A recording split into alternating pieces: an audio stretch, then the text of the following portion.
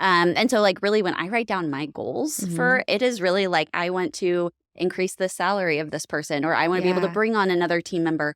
And when we're hiring someone, really look at their task as not an expense, but how can they be adding value? So how could they be making the sales calls? How can they be adding 3 or 4 weddings? How can they give you time so you can add it on? So it's really it should never be a true expense. Create over consume. So create 80% of the time, consume 20% of the time. And so that's good. For me, every time I'm working, I'm like, okay, what am I creating? Is because the industry standard for weddings and events is a 75% turnover. Yeah. So 3 out of the 4 people you see working a wedding day won't be there the next year. And that just, to be real honest, made me mad. I was like, this is such a fun industry. Everyone tells you how much fun it is. You love it. So it's not always butterflies and rainbows for sure, but life is a lot more of a bummer if you don't have a good attitude about it. Yeah. Welcome to Behind the Spotlight podcast, where your story matters. I'm your host, Danielle J. Martin, and I'm on a mission to empower and educate you towards your greatness. On this podcast, we go behind the scenes to shed light on the experiences and perspectives of individuals making waves in their fields. Also, on this show, my goal is to help you learn ways to turn your thoughts into action. You'll also learn from individuals who share personal experiences and actionable steps to create the life you desire. So get ready to get inspired and grow stronger. I encourage you to open up your heart and be ready to receive. Now let's dive into today's episode. Hey, what's up, you guys? Welcome into another episode of this week's Behind the Spotlight podcast. We are continuing the conversations with some of our speakers who will be featured at this year's 2024 Rise and Thrive conference. And speaking of this year's conference, we are less than 30 days away. So if you do not have your ticket, honey, what are you waiting for? Do not wait. Do not hesitate. Make the investment. Get in the room. I promise you, you will not want to miss out on this year's experience. If you want to know everything that you could find out and what's in store, head to my website at daniellejmartin.com/Rise Thrive Conference 24. Or you can just simply go to daniellejmartin.com, hit the conference tab at the top of the page. As we get into this week's episode, we are featuring Abbey Brown. She's the owner of 2 businesses, the Brownstone, Topeka, and Milestone Market. If you know anything about Miss Abbey Brown, you know she's all about event space and venue, decorating. And actually, we're going to be hosting this year's 2024 Rise and Thrive Conference at the Brownstone, Topeka. So you'll have an opportunity to experience everything and what it's all about. Going into this week's episode, Abby's going to be diving into all things entrepreneurship, how to grow and scale your business, talking about the numbers, also how to grow your team, along with knowing what decisions to make at the right time. It gets pretty juicy. Now, you may find this episode pretty familiar. We did record this last year in 2023. However, we still found a lot of value in this episode. So I hope you enjoy. Now, let's get to this week's episode. Welcome. Hello. How are you? I'm so excited. Great. Yeah, I'm so excited. There's a lot to talk about because, first of all, she's really well known in the Topeka community. So for those who are tuning in, Abbey Brown is very well known. In case you didn't know, I did not if know you that. are looking for like an event space, if you're looking for balloons, if you are wondering who did my Rise and Thrive events, honey, this woman right here. Okay. And it was absolutely beautiful. I mean, till this day, people keep asking me like, hey, who did your balloons? Abbey Brown. Give her a call. Love it. You're always in the corporate world, right? Like you're doing all of this.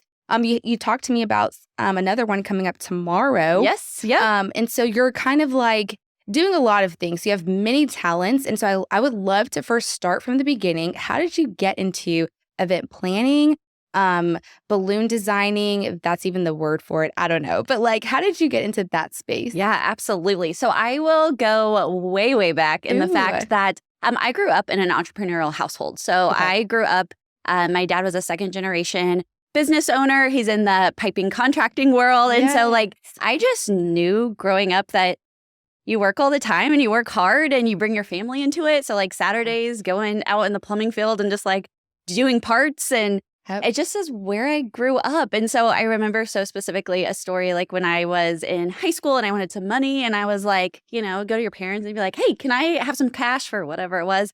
And my dad was like, sure. He was like, here's my eBay password. Here's my camera. Go downstairs, figure it out. And so I had to take a picture. I had to package something. I had to sell it online. Yeah. And I had to learn how to become an entrepreneur. So I will say that I didn't know I wanted to do weddings and events, but I knew I wanted to own my own business. Yeah. So I went to school at K-State. I got my entrepreneurship and entrepreneurship degree, started my first business there. And then corporate America took me. I had an internship and they offered me a really great opportunity. Yeah. And so I went to corporate America for 5-6 years and actually did project management. And so that is where I kind of learned the systems, the processes of project management, but knew that I was either going to need to jump ship and start my own business or be a lifer in corporate America. Wow. Okay. So that transition to entrepreneurship was easy for you because you had that background from your family. Now, diving into taking the leap in faith into, I want something of my own. And I'm sure that's where the Brownstone was born and birthed. And then you had Milestone Market. Kind of take me through that journey of, what led you to say, you know what, I want my own thing and I want it to make an impact. Did you even know it was going to make this huge impact? We did not. We did not. If you could see this barn 8 years ago. So the barn that we purchased is 5 miles down the road from my family home where I grew up. And so I drove by it every single day. And it was about that 5 or 6 years at my corporate America job that I was talking to my then husband. And we had just gotten married. We had looked at a lot of spaces in Topeka, and the event space now is fabulous in Topeka. But going back 8-10 years ago, it looked a lot different. There wasn't a lot of really upscale spaces. There wasn't indoor-outdoor space in venues. And so we really were like, okay, I wonder if this could be a viable business. And just so happened as those conversations were happening, this barn went up for sale. And we took the leap and decided we're either going to live in a barn or have an event space. Either way, it would be fine. And now you're up to about 30 employees. Yes. Yep. Wow. We have about 30 people on staff. And you've been in this business since 2016. Yes. So we bought the building in 2016. Our first wedding was in 2017. Wow. So what, 4 or 5? So it's right around, we're going on 6 years. Yeah, 7 years.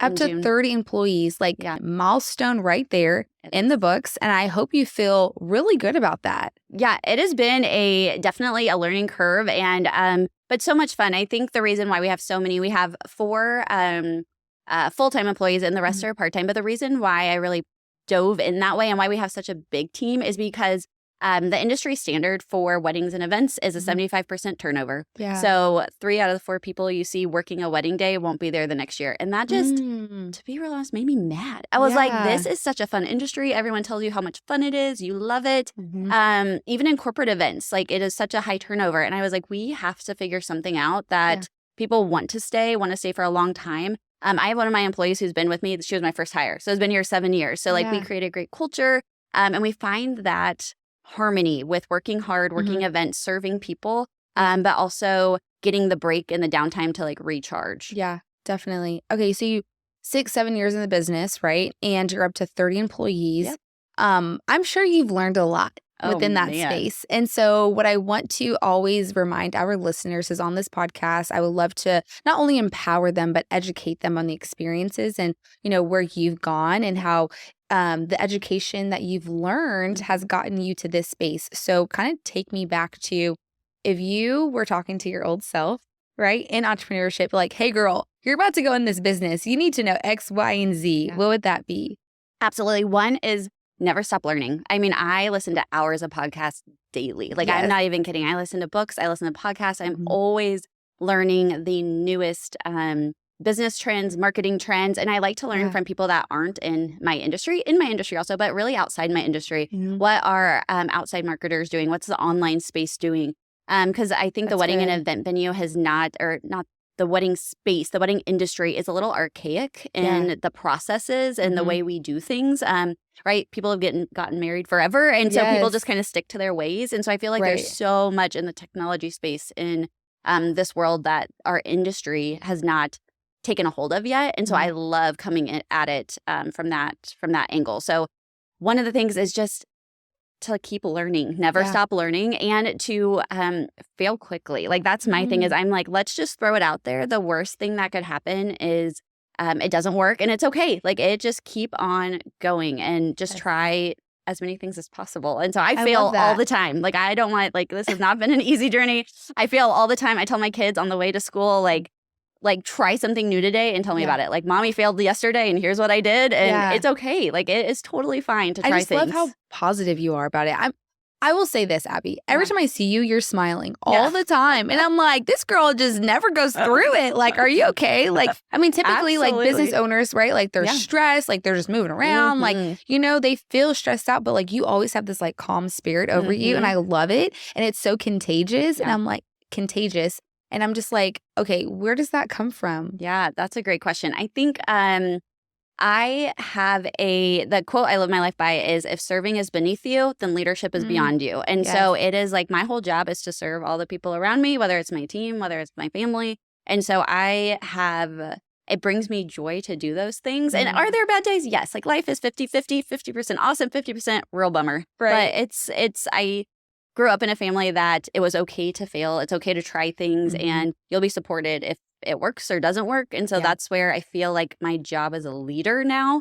I really took myself from, I don't run physically a lot of the weddings. Now I'm doing a lot of the balloons, but I don't do a lot of the weddings. So now my job is really to support my team and what do they need? How can I support them? How can I make their lives easier? How can we make the client's experience the best? So it's not always butterflies and rainbows for sure, but life is a lot more of a bummer if you don't have a good attitude about it. Yeah. Okay. I love that you are one of the people that can talk to us about this building a team, right? So you've went from 1 to 30, right? Within 6-7 years. So kind of take me down that path of what did you learn during that experience? What advice can you give to any other business owner that is working on building a team? I know some of my friends, they don't know where to start. Yes. They're trying to look for people that look like them. But I know I've heard like, you know, hire people that can strengthen your weaknesses. Absolutely. And so like for you, what did you learn when it came to hiring the right people? Because I'm sure you had to let some people go. Yep. What was that process like for you? Yeah, absolutely. It was also, I think I had a little bit of an advantage in the fact that my mom was an HR director. So like in her, she's like, you hire people. Like that is like, she came from corporate America, but she was like, that's just what you do. So you were like picking her brain. Yeah. So I was like, how does this even work? And I will tell you the first 6-8 months, like we did every single wedding. So my husband would get off work. He'd come be the bartender. I scrubbed the toilets and then did the and then like ran the wedding. And season. So like it is there. But I'll tell you, it's like my favorite part, right? Like we talk about those seasons of like Andrew serving too many drinks to somebody, right? Like we have those conversations. And that was like one of my favorites. But then you get tired and it's time for you to be able to offload some of that work and also just support, like just to have some support. And so we did some of our first hires about 6 months in, and there are ways to do tasks that aren't everything. So like we started out with hiring assistants. Then we hired some cleaning assistants. But all of that were things that would allow me to go in and make more money, to be, if we're just talking entrepreneurship, right? Like they can't just be they can't be just another expense. That just, if they take off tasks for me, that means I need to be going and booking another wedding, or I need to be going and doing balloons now to be able to continue to get that revenue stream. And so like really when I write down my goals for it is really like, I want to increase the salary of this person, or I want to be able to bring on another team member.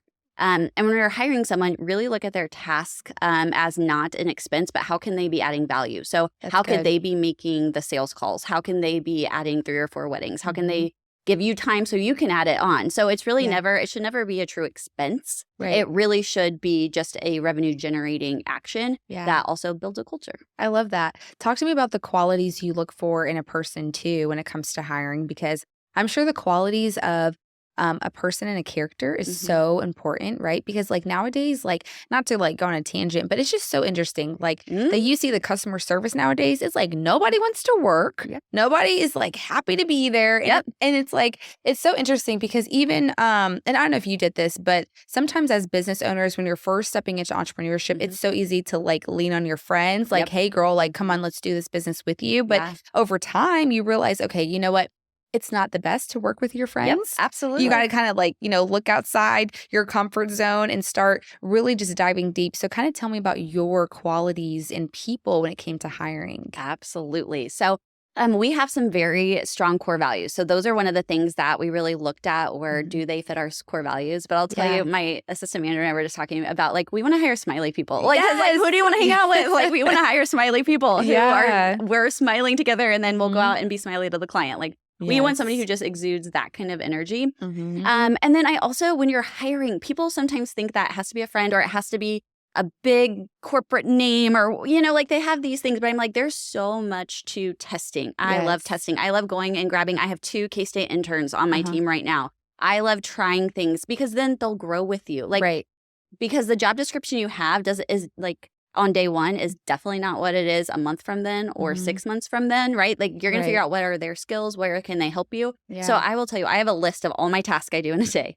And then I figure out where can I offload? Like every single Monday on my team meetings, I'm like, all right, who's ready to delegate? Like who's taking this task? Who's taking this task? And each week, each month, you're going to learn what their strengths are. If they're in technology, if they're in communication, if they're in sales or if they're in support. And so you can just kind of get your list of tasks and figure out who you're delegating to and what. And so it's small, but they can get more and more responsibility that way. That's good. Okay. We talked about business and that's really exciting. And I hope that people can take some tidbits there. Let's dive into who Abbey is.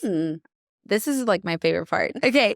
Because it's interesting when people say like, okay, I'm like, who are you? Right. It's so interesting. Every single person that filled out the form, they told me everything that they did. Absolutely. Like, it's just normal. It's human. You're like, okay, who are you? I'm a TV host, producer. I've been doing this for X amount of years. Like, it's just so easy, right?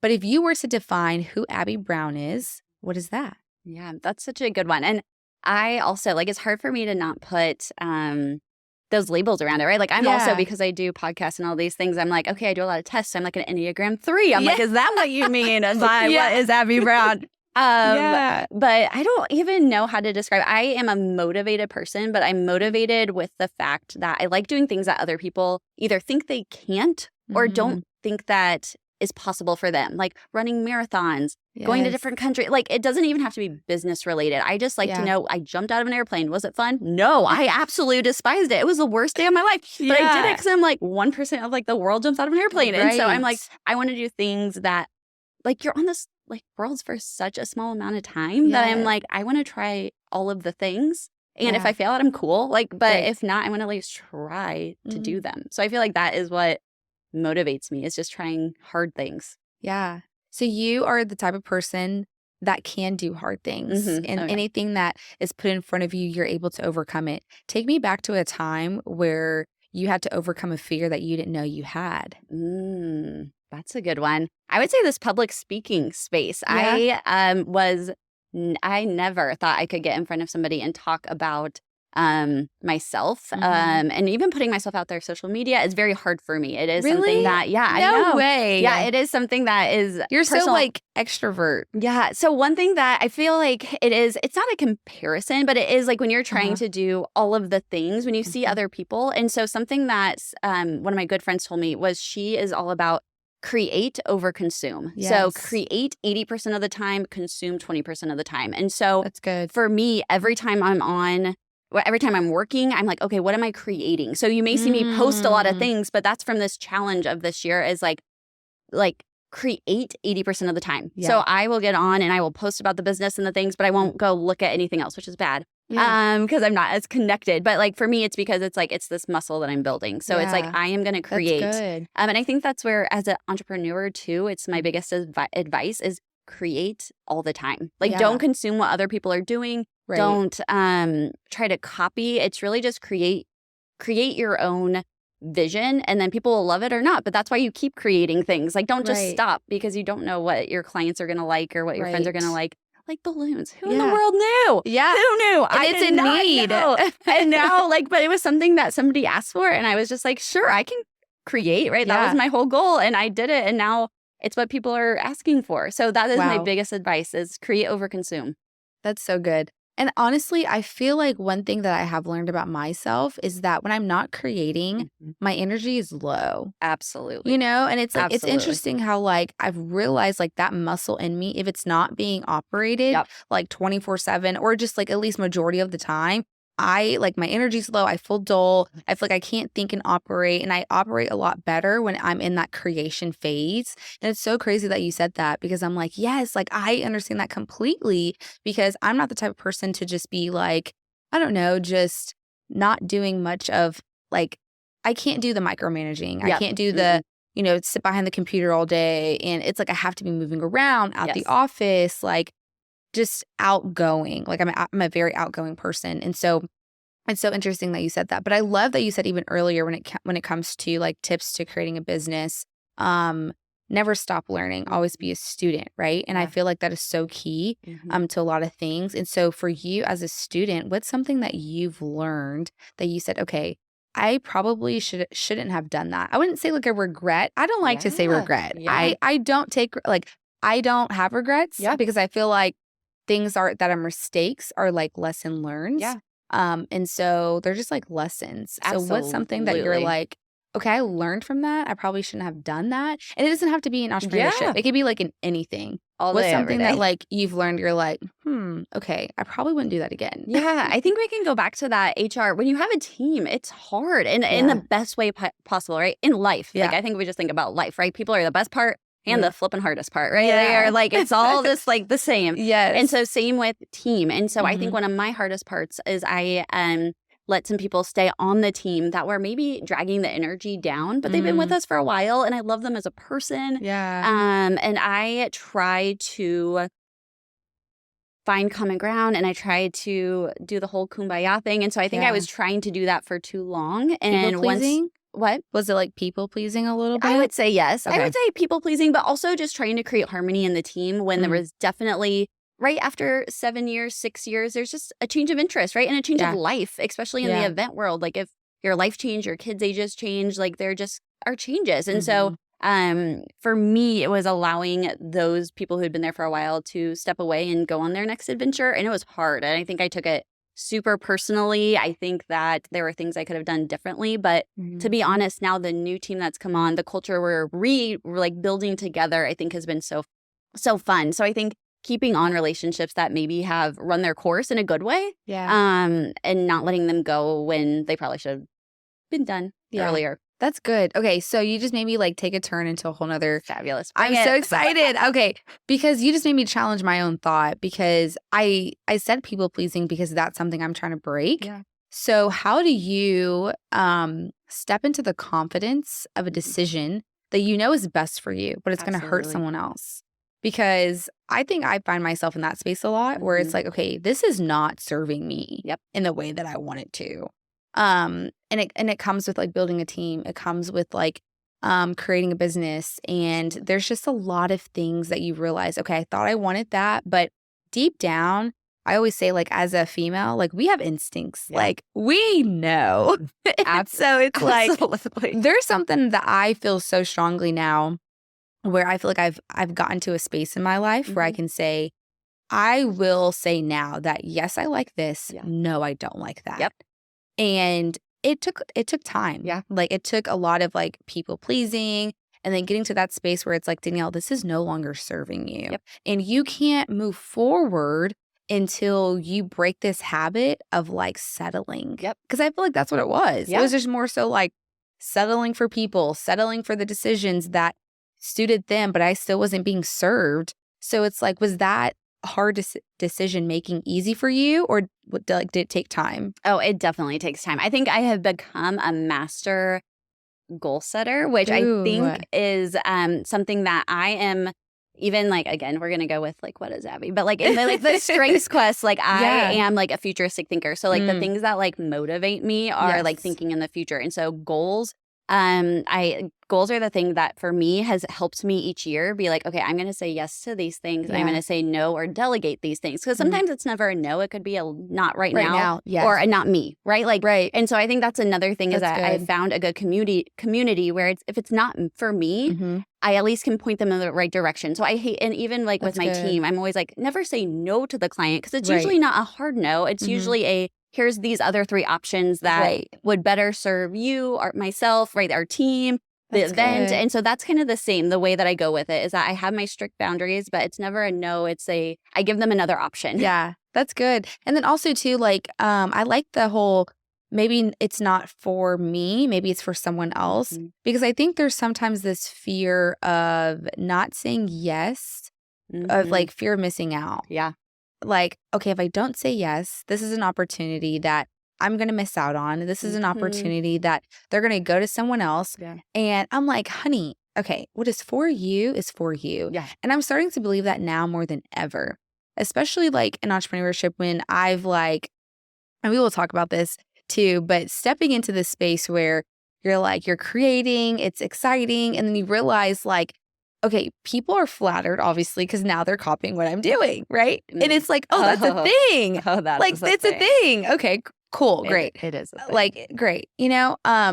So I've gotten to a space where I'm just like, okay, let it be that. Yep. But going back to, okay, if this is like saying no to this opportunity, I'm going to be okay. And I promise you, because I'm a faith believer, so I promise you, like, whatever God has for me, it's going to be okay. Yep, absolutely. And it's just like not for me. Yep. So it's like, how do you grow to that space of like accepting, not really accepting, but more so like declining opportunities that are not for you and being okay with that? Yeah. I'm really excited to share something really special happening at the 2024 Rise and Thrive Conference. We're adding a charitable component to the empowering experience this year called the Empower the Period Donation Drive. It's an opportunity for all of us to help young ladies with their menstrual cycle by providing them with these essential items that they need. This component of the conference is a collaborative effort with the Boys and Girls Clubs of Topeka to support their teen center. Now, as we come together to celebrate and support women at the conference, we also want to shine a light on an important issue: period poverty. It's a challenge that many women face around the world and right here in our own community. So by joining us in this drive, you can make a real difference with us. For more information and ways to donate, you can simply donate online or bring your products to the event on August 16th and 17th. For more information on how to help this cause, head over to our website at daniellejmartin.com/empower the period. That's daniellejmartin.com/empower the period. Now let's empower women together. So for me, it took a while, and I feel like it's because I've listened to too many podcasts, but the idea of an abundancy mindset, like there is enough for everybody. There are enough balloons. There are enough parties. There are enough weddings. There is enough to go around. Like that is my big thing. So if it is not for me, it is for another venue. If it is not my balloons, it's a florist, right? Like there is enough to go around. And for me, I feel like I have the ability to say like, there's enough to celebrate. Like there is it just in my space. I'm like, there is so much to celebrate that I want everyone to celebrate. So it is an abundancy mindset. Is it hard? Yes. Cause you see somebody copy your website and you're like, man, that's a bummer. Like, but then it's like, you're it's like, okay. That looks familiar. Yeah, that's exactly. But you're like, it's okay. But it's also for me, I'm like, they needed it. They needed an inspiration. And I'm so glad I gave that opportunity. And I hope they're doing great at it. Next time, I'll let them know what I'm doing differently over here. Right. Like, and I am an open book as well. So I am happy to share because I truly, truly believe there is an abundancy mindset. Like I am great friends with the other venue owners in the area. I think they're only right. It's that like the better we are, the better they are. They push us to be better. And so we're only going to give a better experience to our clients if we're all doing things better and providing a better service. So abundancy mindset, it's not easy all day, every day, but it is what I try to remind myself is that there is enough to go around. There's enough to celebrate for everybody. Definitely. I love that because, and also I want to go back to, before I forget, because you keep mentioning these podcasts you listen to and like books and stuff. Okay. I want to know who, I know we talked about this before and it's like, it took us down this whole realm, but I'm like, okay, podcasts right now. Cause I know for sure, I listen to podcasts based on the season. Yes. Yeah. So I'm like, okay, what are you listening to right now? For sure. I've been listening to a lot of Craig Rochelle. Yes. I don't know if you're familiar. Yep. He is so powerful. Absolutely. Talks about really good leadership.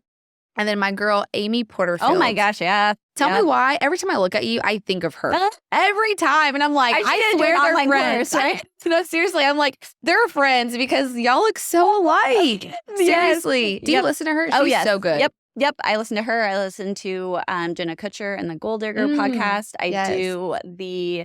so right now, Alex Hormozy is really interesting. Okay. So my podcast changed based on where I'm in business. So right now I am, a lot of my goals are on increasing some revenue goals. So I'm looking at like, okay, where's lead generation? Where can that happen? And so Alex Hormozy is big on that right now. So he's a really great one. Donald Miller is great on organization.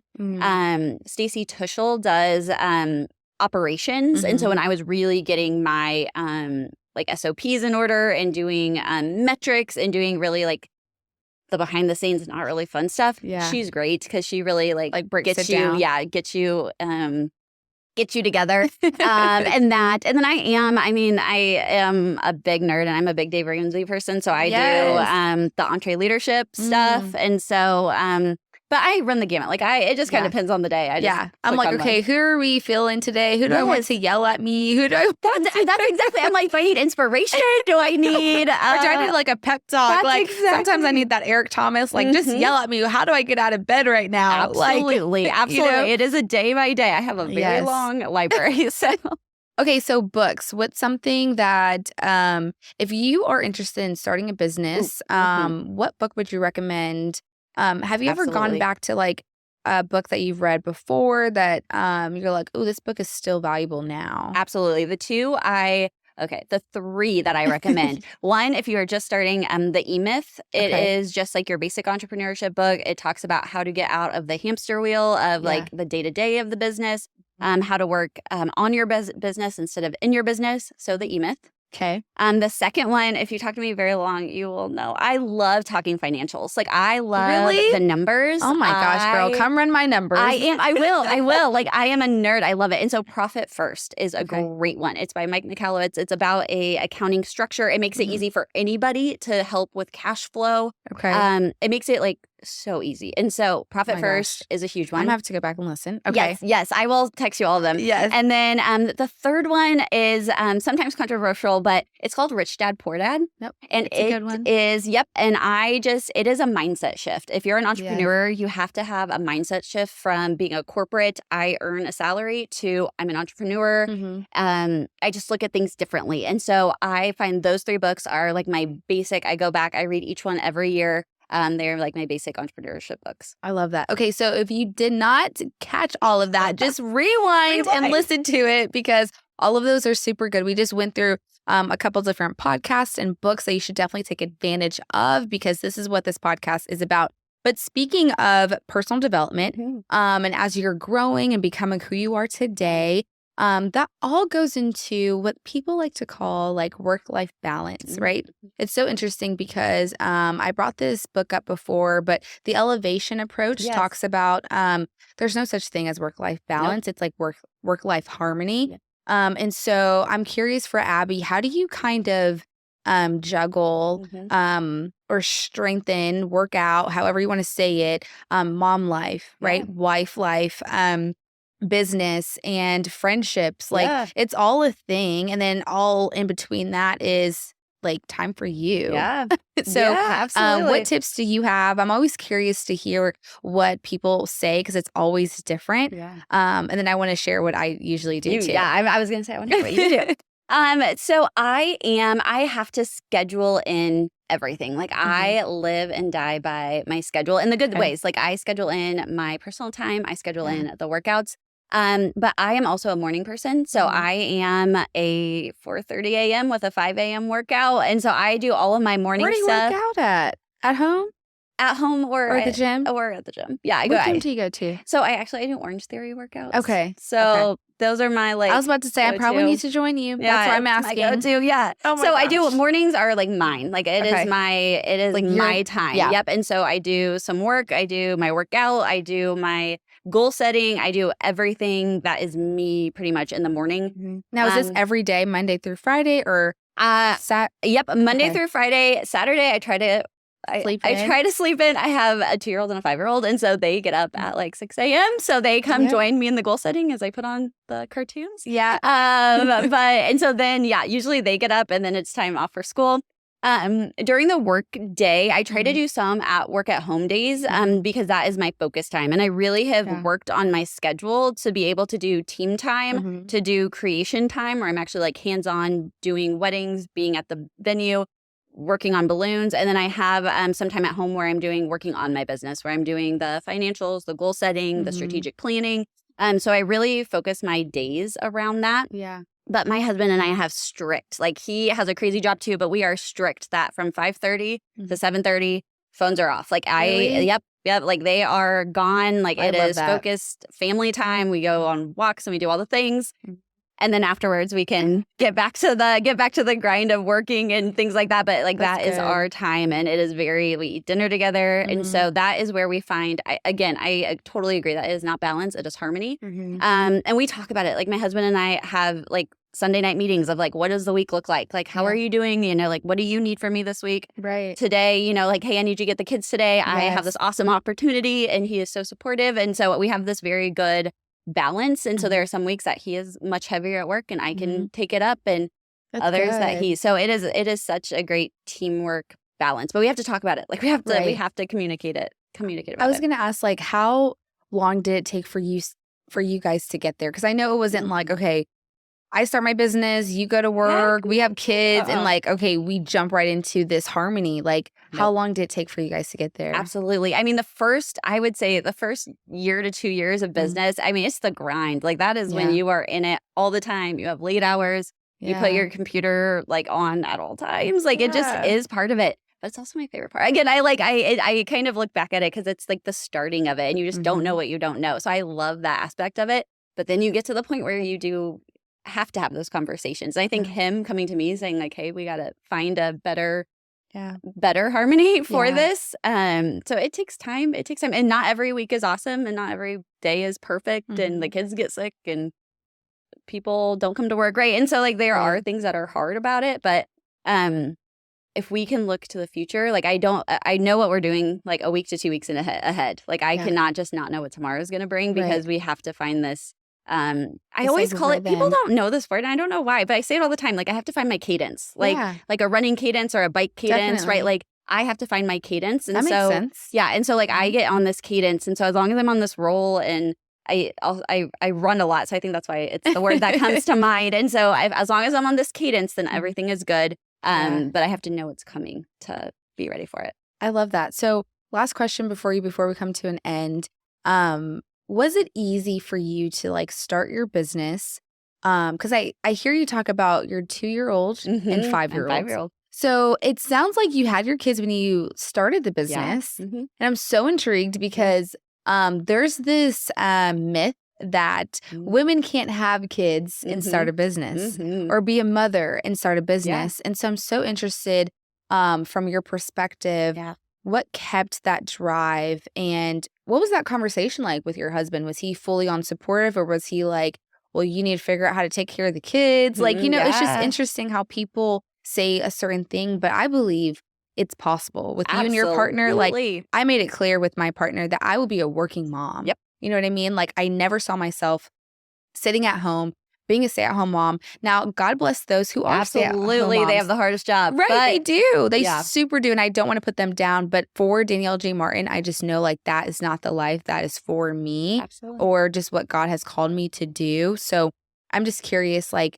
what was that conversation like? Yeah, same. Andrew knew who he married. I knew that this was like... You set the tone early, like, okay, look. He knew. Yeah, he knew exactly. Yeah, we had these conversations way before marriage of just like, and I'm a super transparent person. I didn't think I was going to have kids. Like I was totally okay with not. Like I was okay with doing the entrepreneurship thing and I was okay with that. And then when you find the person, right, and we loved each other and had this dream for our family. And so kids came into it and that was great. Yeah. But I also told him that I grew up seeing people work really hard all the time. And I want my boys to see us working really hard. Like I want to see them. I want them to see us going to work. And on Saturdays, they're like, see you, Mom. See you. Like, when you get it done, right? Like, it's fine. I can't wait till they work with me, right? And they get to blow up balloons and they get to come to the barn and celebrate parties. And they know these things. And so I find it, I don't know. I have a lot of people who ask,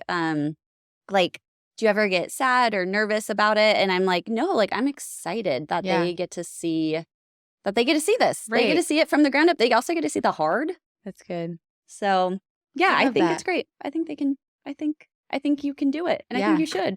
Right. Like, why not? Yeah. Like, why not you? Yeah. I think there's just like this preconceived notion that like, you know, when you have kids, the husband has to go to work or someone has to go to work. Yeah. So someone has to watch the kids and things like that. And it's like, it just seems like you guys have found a harmony in making it work to where you can have peace of mind to say like, hey, yeah, I can do the things that I love to do. Yeah. And we have so much help, right? Like we have a full-time daycare. We have that's a blessing. Yeah, exactly. So like we have, and right, that is things that we have to build into our budget. It has things we have to build into our life.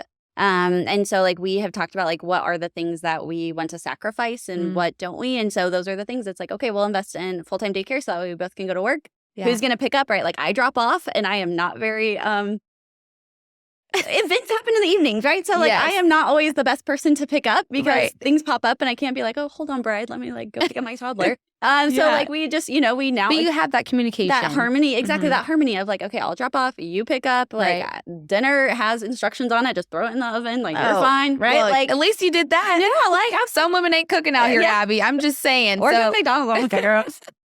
Go pick up something. Yeah, that's exactly. And so like as long as we like talk about it. But yeah, I think it's totally doable. And I think it's so important too, like to show that you have a strong mom who has a brain, a heart, who can still love you and who can still make an impact on the world. Oh my gosh. I feel like I can talk to you forever, honestly. Like, and I feel like you have so much insights in all the areas that I'm just so passionate in, like motherhood, business, you know, just friendship, just like you give the empowerment of women to let them know like you are capable, and just like the way that you come off, you're like, it's easy. Come on, do it. At least that's the feeling I'm getting. I'm like, I can do this. Also, not easy, but you can do it. Like you can totally do it. And it's not easy. Again, not butterflies and rainbows. It's hard 50%, awesome 50%, but you can, like everyone can do it. It's just sacrificing in a few areas. Yeah. And making a choice, right? Absolutely. So if you can leave last words to not only the women, but anyone out there when it comes to following your dreams, I guess, or just kind of really taking the leap to do the thing that you may feel like you're uncertain about, you feel uncomfortable, you're like, I just don't know. What advice would you give to them? Yeah. So I love it when I talk to my friends or I talk to other people who have this dream on their heart and don't know if they should jump in. I always say, like, what's the least viable product? This is where it comes from, like technology. Like, what can you do small to see if you love it, if other people love it? Like, right? Like, you want to start a bakery.